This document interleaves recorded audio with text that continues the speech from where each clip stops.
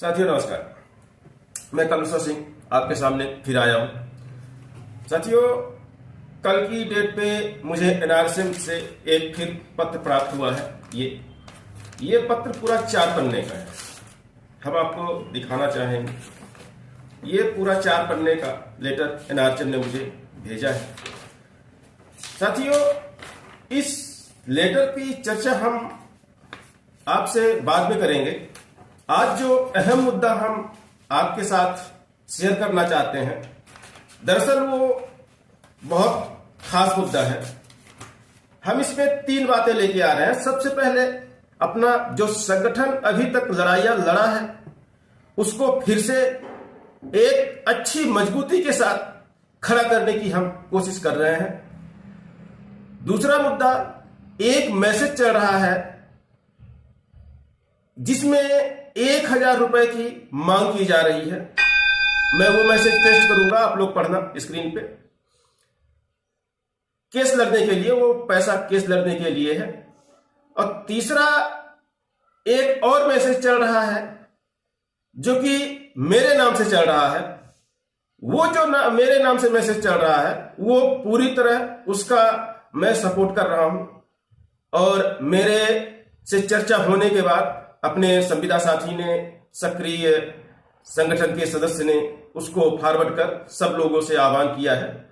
उसको मैं अपनी तरफ से पूरी तरह क्लियर करके बता देना चाहता हूं कि वो मैसेज बिल्कुल सही है। और उस मैसेज पे सारे संगठन के सदस्य और सभी संविदा साथी उसको फॉरवर्ड करके एक दूसरे साथी तक पहुंचाएं और संगठन को मजबूत करने की फिर से एक बार मेरे कहने के हिसाब से मजबूत करने की कोशिश करें।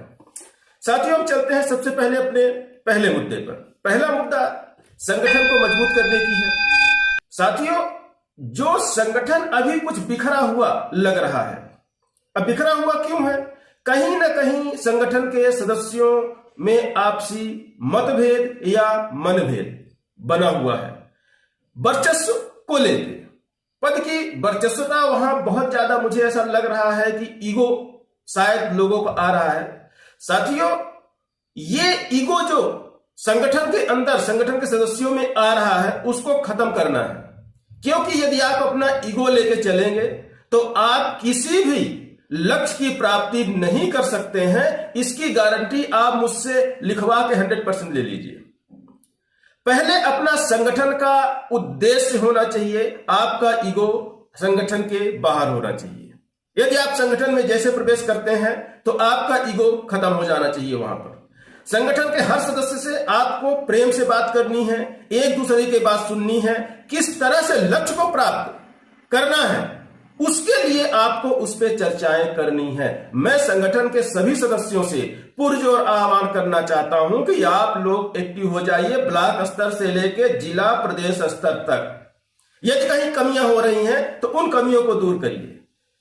मैं सौरव जी से विशेष अनुरोध करना चाहूंगा और मेरा ये वीडियो मैं चाहता हूं कि सारे सदस्य, सारे अपने कर्मचारी के व्यक्ति जितने भी हैं, संविदा साथी, सभी मिलके सभी संगठन के एक एक व्यक्ति तक, जो भी संगठन के सदस्य हैं, एक एक व्यक्ति तक पहुंचाएं और उनको, सारे संविदा साथी उनको प्रेषित करें, उनको उन पे दबाव डालें कि आप लोग संगठन तैयार करके और गोष्ठियां आप चालू कर दीजिए ब्लॉक स्तर, जिला स्तर, प्रदेश स्तर पे, ताकि आगे अपने 5 जून 2018 के लक्ष्य को प्राप्त किया जा सके। यदि 2022 के अंदर ये लागू नहीं हुआ, 2022 तो दोस्तों मैं बहुत ज्यादा बोल रहा हूं, पूरे साल की जरूरत नहीं है अपन लोगों को।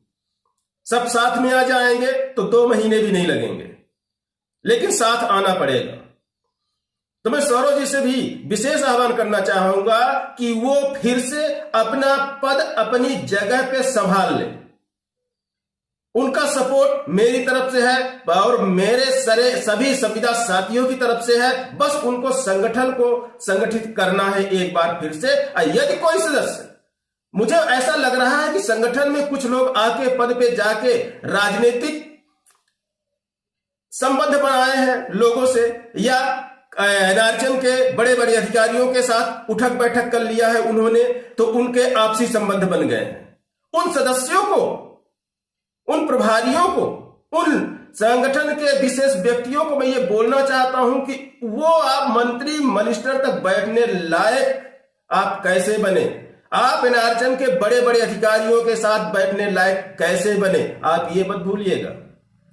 संविदा कर्मचारी ही आपको आगे करके उसके लायक बनाना है। यदि आपने वहां अपने पर्सनल रिश्ते बनाए हैं तो आप पर्सनल रिश्ते अपने पर्सनल स्तर तक रखिएगा। संगठन में और संविदा कर्मचारी के हित के विरुद्ध में उसका उपयोग मत करिए। यदि ऐसा कर रहे हैं तो आप बिल्कुल अलर्ट हो जाइएगा। ये मेरा, चाहे आप सजेशन समझ लीजिए, चाहे आप इसका मेरा सुझाव समझ लीजिए, चाहे आप इसको धमकी समझ लीजिए, मुझे कोई फर्क नहीं पड़ता। आप पर्सनल रिश्ते पर्सनल तरीके से आप निभाइए, लेकिन संगठन में यदि है तो संगठन का जो मूल उद्देश्य है उस उद्देश्य के साथ आपको लड़ना पड़ेगा। और यदि आप नहीं लड़ना चाहते तो आप संगठन का साथ छोड़ के आप किनारे हो जाइए।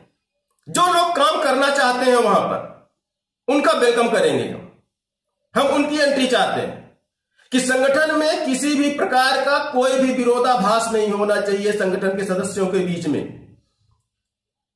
इसलिए मैं फिर से एक वीडियो बना रहा हूं सिर्फ स्पेशल इसके लिए कि संगठन में कोई भी व्यक्ति विरोधाभास की बात नहीं करेगा। यदि जो करना चाहता है वो संगठन के बाहर हो जाए, उसके लिए दरवाजे खुले हुए हैं। और साथियों, जो संगठन में काम करना चाहते हैं अच्छे ढंग से, उनके लिए भी स्वागत है, उनके लिए भी स्वागत का दरवाजा खुला हुआ है। आप आइए, आप अपना मत रखिए, सबके विचारों पे विचार किया जाएगा। ऐसा नहीं है कि आप सदस्य बन गए उसके तो आपको बोलने का अधिकार हो गया, आप कुछ भी बोलते रहेंगे। कुछ भी बोलने का अधिकार नहीं है।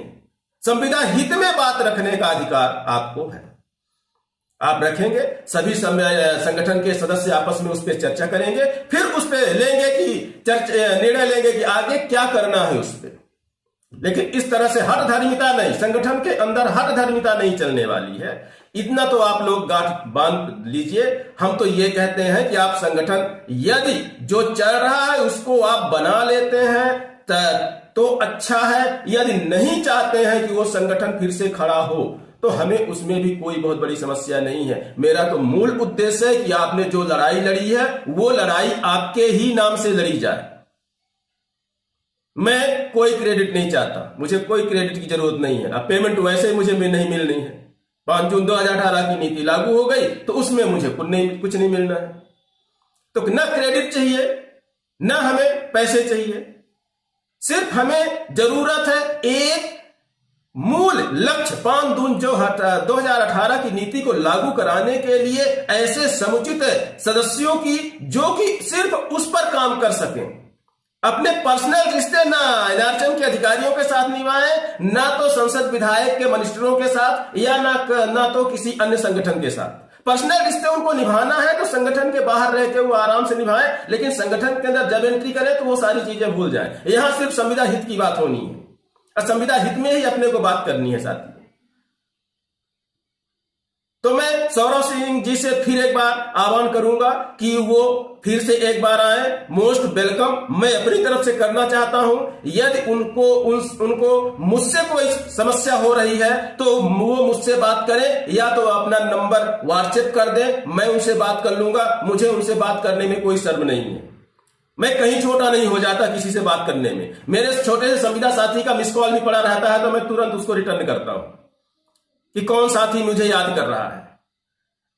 मुझे कोई दिक्कत नहीं होती है किसी से बात करने में, कौन छोटा कौन बड़ा, ये चीजें मैं अपने मन में नहीं पाल के रखता। मैं सिर्फ संविदा साथी है वो, बस यही सोचता हूं।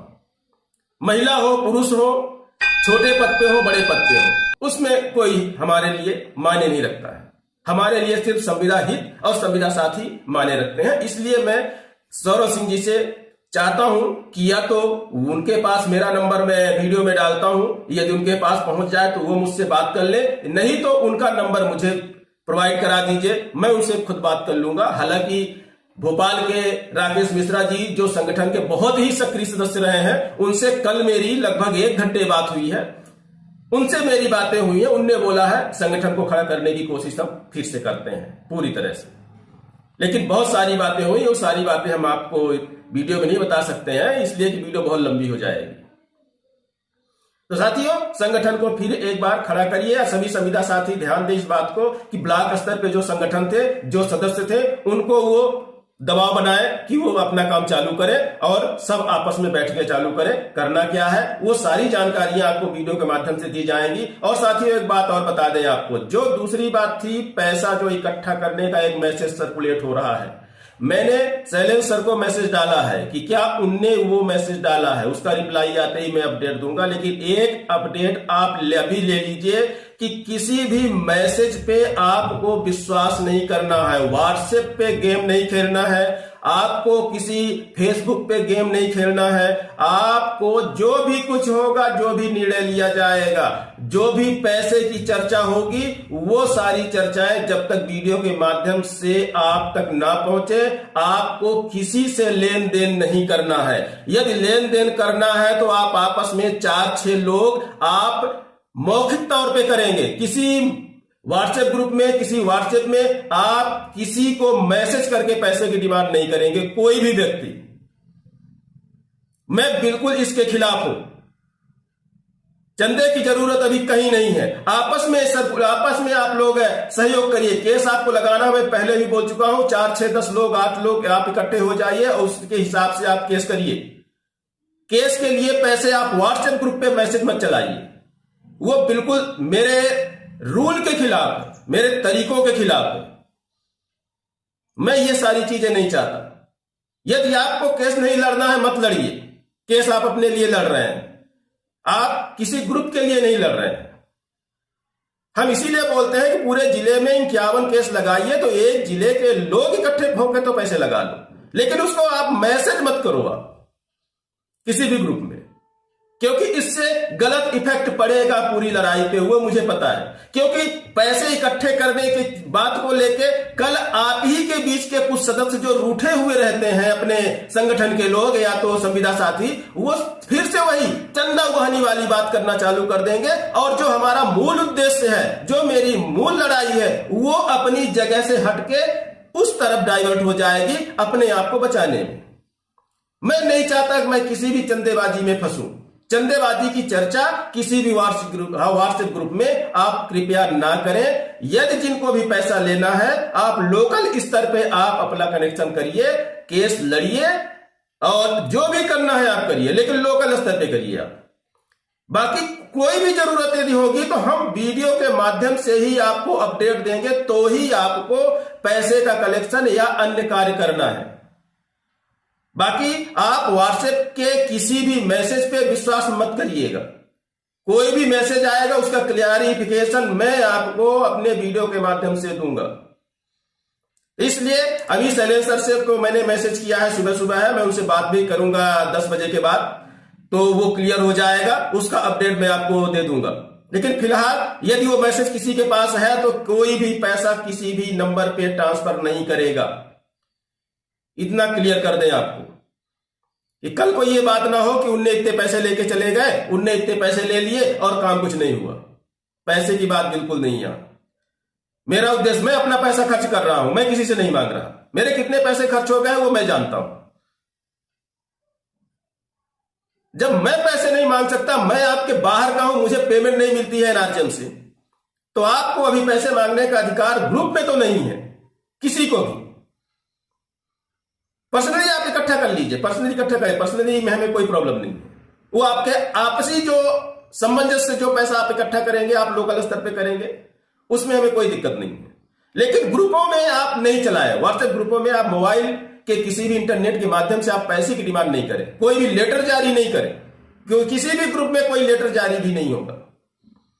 जो कुछ होगा हम आपको वीडियो के माध्यम से अपडेट करेंगे। वही जो आपने विश्वास, हमारे संविदा साथियों ने जो मुझ पे विश्वास जमाया है, वो विश्वास उनका बना रहना चाहिए, तभी मैं अपने लक्ष्य तक पहुंच पाऊंगा, अपने तरीके से पहुंचूंगा।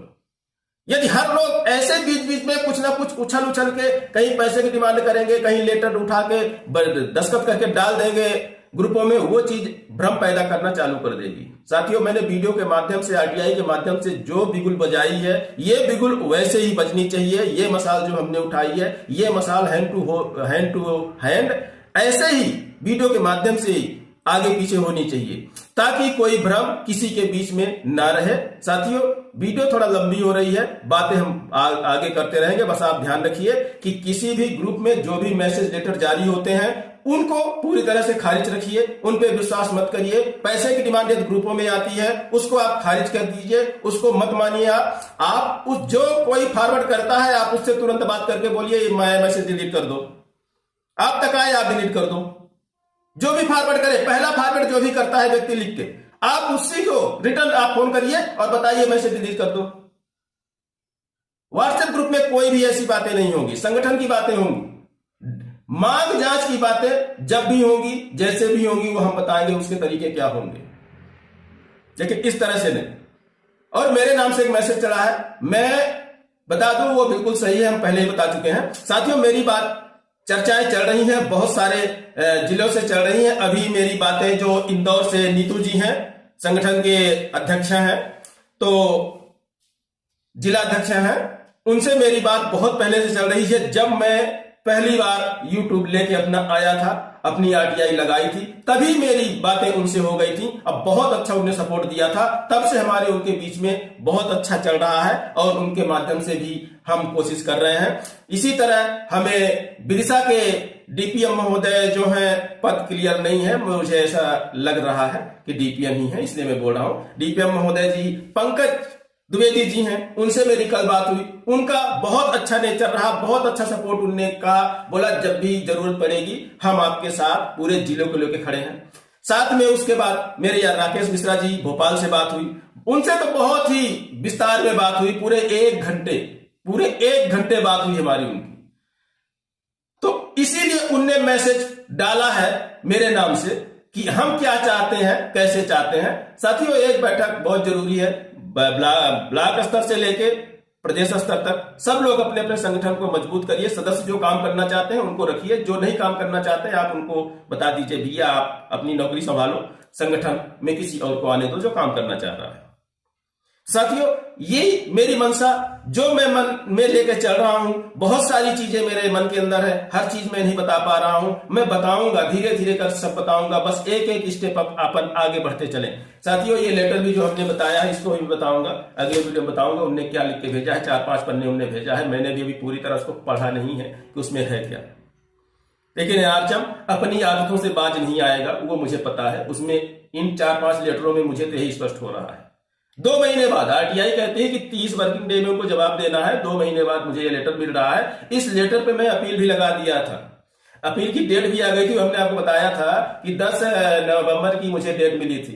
एक तरफ मेरी अपील की डेट आती है, दूसरी तरफ ये लेटर तो जवाब आ जाता है मेरी RTI का 2 महीने बाद।